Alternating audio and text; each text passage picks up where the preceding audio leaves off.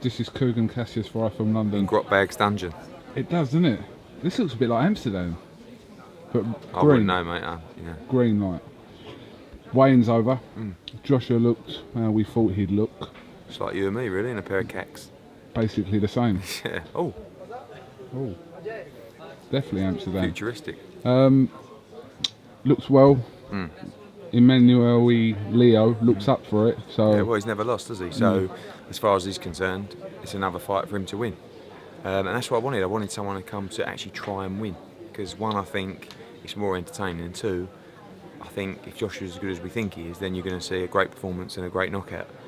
But it will be squeaky bum time at the O2 tomorrow night because the guy is coming to win. Normally you put a kid in with someone who turns up, tries his best, but ultimately knows he's not going to win.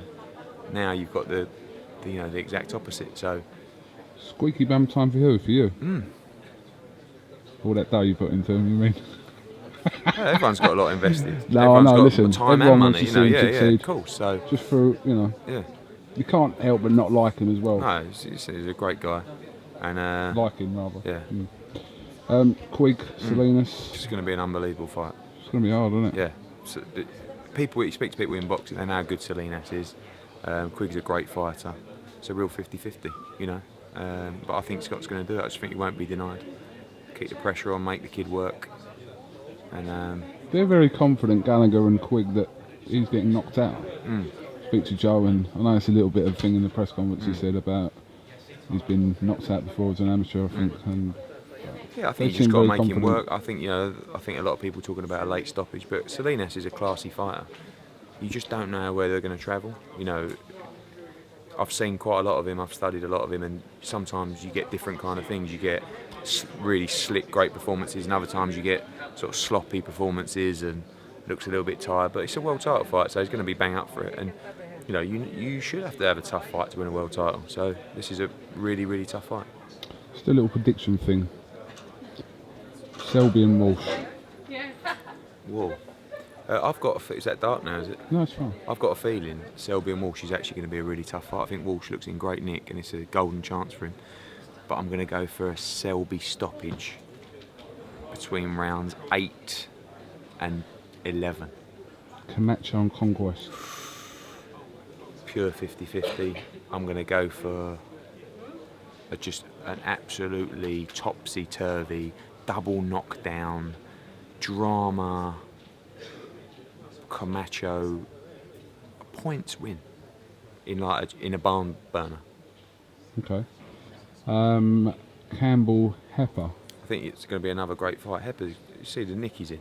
I mean, he's here to win. Anyone when you're up against an Olympian, you've got a chance to make a name for yourself. I think he's 4-5-2. Hepper. I've watched a lot of him. He's good, but I think Campbell's phenomenal, and I think Campbell will stop him.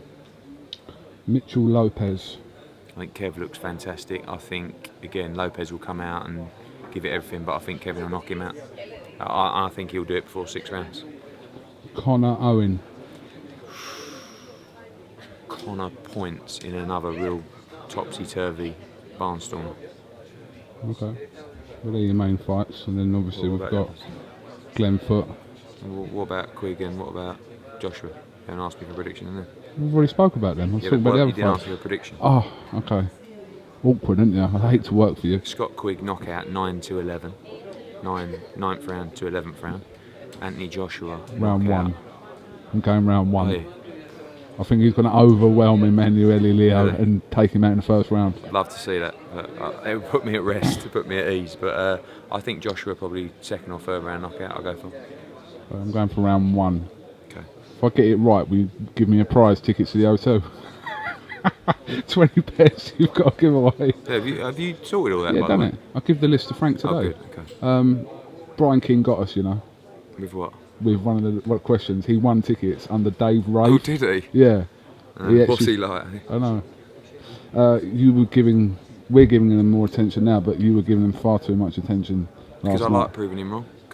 But people go to me, why do you reply to that idiot? And I say, because he's so wrong on so many levels that I just like to correct it. He But does I know a like little Brian. bit Yeah, about no, boxing. he's a bright kid. But I think he's actually one of the few people who haven't moaned about Sturm going to Germany. So he obviously gets that. I mean, Barker going to Germany. So Interesting. All right. Well, listen. Joe Forbes has been sitting there Yeah. patiently waiting for you. Doesn't look I very think. happy. I think he has Might some have a news. problem. Do Might you have want a to problem. announce it on camera, Joe? Especially when I'm never happy when he's talking to you, because I think you're double-sided. You're like a coin, a double-sided coin. Should we not get into that on Do you think camera? he's in both camps? I believe think he's he's in- What, you and I Caldwell's believe he's camp? in both camps. You in Coldwell's camp and all? Yeah, absolutely. Oh my God, that's three. Double standards. And Miranda Carter's And camp. Miranda- oh, what a whore you are. Right, time to go to work. KUGAN Cassius, Edward Hearn, Thank you for tuning in. Joseph Forbes. Can we film this, Joe? No, this is private.